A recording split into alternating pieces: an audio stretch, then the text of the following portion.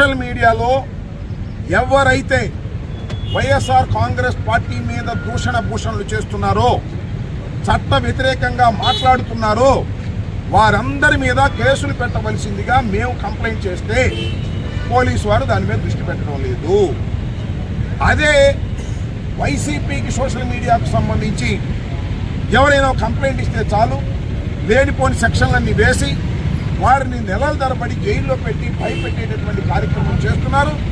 దీనికి వ్యతిరేకంగా ఒక ఉద్యమ రూపంలో మేము ఇవాళ ఈ కార్యక్రమాన్ని చేపట్టామని మనవి చేస్తున్నాం.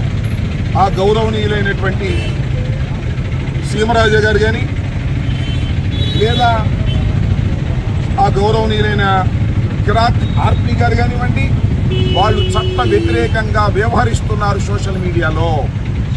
సీమరాజైనా సింహరాజైనా, కిరాక్ ఆర్పి అయినా, కిరికిరి కిష్టయ్య అయినా, ఎవరైనా చట్టం ముందు సమానమే అనేది నిరూపించే తాపత్రయంలో మేము ఉన్నామని మనం చెప్తున్నాం.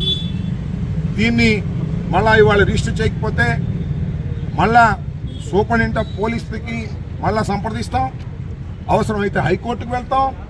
హైకోర్టులో కూడా వారి మీద కేసులు రిజిస్టర్ చేసి చట్ట ప్రకారంగా వారిని అరెస్ట్ చేసేంత వరకు మా న్యాయ పోరాటం సాగుతుందని ఈ సందర్భంగా నేను చెప్పదలుచుకున్నాను.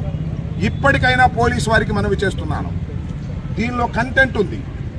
ఈ కంటెంట్ ప్రకారం మీరు రిజిస్టర్ చేయకోకుండా తప్పుకుంటే మిమ్మల్ని రిజిస్టర్ చేసే విధంగా న్యాయస్థానాలు ఆదేశిస్తాయి. గుర్తుపెట్టుకోండి.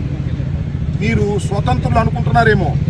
చట్ట ప్రకారం పనిచేయవలసినటువంటి పోలీస్ డిపార్ట్మెంట్ చట్ట ప్రకారం పనిచేయకోకుండా తెలుగుదేశం పార్టీ కుప్పెట్లో ఉండి తెలుగుదేశం పార్టీ వారు చెప్పిన కేసులు రిజిస్టర్ చేస్తున్నారు.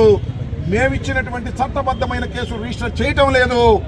దీని మీద సుదీర్ఘమైన పోరాటం మేము చేస్తామని కూడా ఈ సందర్భంగా నేను మనవి చేస్తూ, ఇప్పటికైనా వాస్తవాలు తెలుసుకొని కేసు రిజిస్టర్ చేసి వారిని లోపల వేసి చట్ట ప్రకారం శిక్షిస్తే కొంత మేరకు సోషల్ మీడియాలో ఉన్నటువంటి